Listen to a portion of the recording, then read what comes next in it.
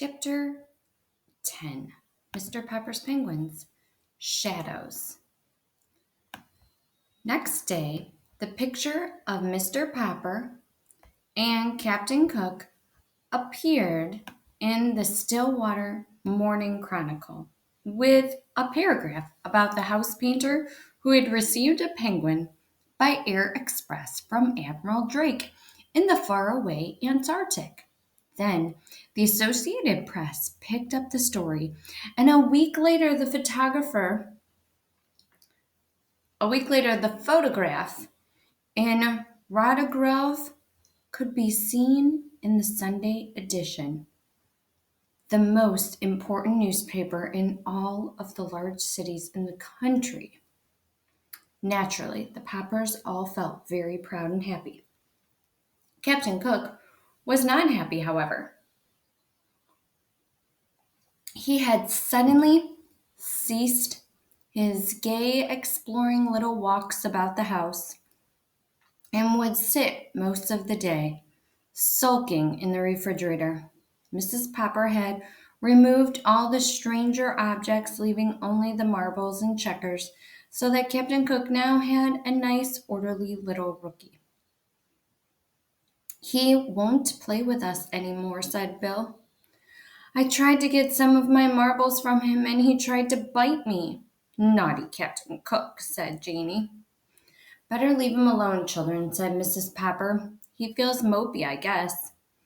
But it was soon clear that it was something worse than mopiness that ailed Captain Cook.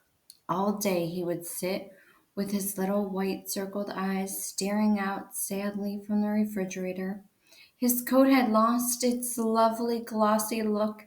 His round little stomach grew flatter every day. He would turn away now when Mrs. Pepper would offer him some canned shrimps. One evening she took his temperature. It was 104 degrees. "Well, Papa," she said, "I think you had better call the veterinarian doctor. I'm afraid Captain Cook is really ill." But when the veterinarian came, he only shook his head. He was a very good animal doctor, and though he had never taken care of a penguin before, he knew enough about birds to see at a glance that this one was seriously ill. "I will leave you some pills.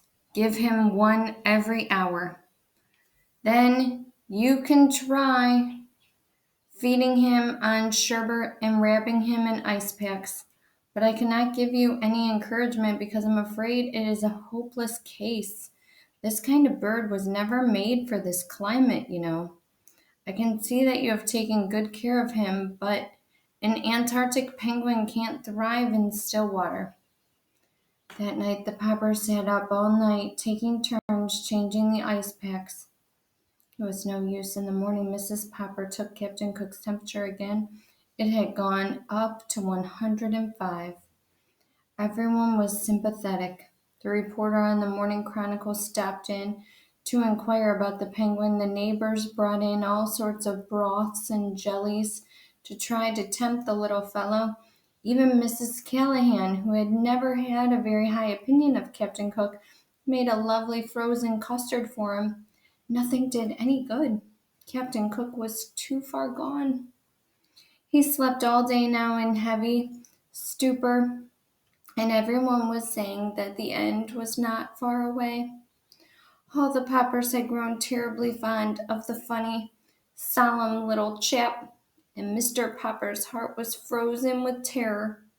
It seemed to him that his life would be very empty if Captain Cook went away. Surely someone would know what to do for a sick penguin. He wished that there were some way of asking advice of Admiral Drake away down at the South Pole, but there was not time. In his despair, Mr. Pepper had an idea. A letter had brought him his pet. He sat down and wrote another letter. It was addressed to Dr. Smith, the curator of the great aquarium in Mammoth City, the largest in the world. Surely, if anyone, anywhere, had any idea what could cure a dying penguin? This man would. 2 days later, there was an answer from the curator. Unfortunately, he wrote, it is not easy to cure a sick penguin. Perhaps you do not know that we, too, have in our aquarium at Mammoth City a penguin from the Antarctic. It is failing rapidly in spite of everything we have done for it. I have wondered lately whether it is not suffering from loneliness. Perhaps that is what ails your Captain Cook. I'm therefore shipping you under separate cover our penguin. You may keep her. There is just a chance that the birds may get on better together. And that is how Greta came to live at 432 Proudfoot Avenue.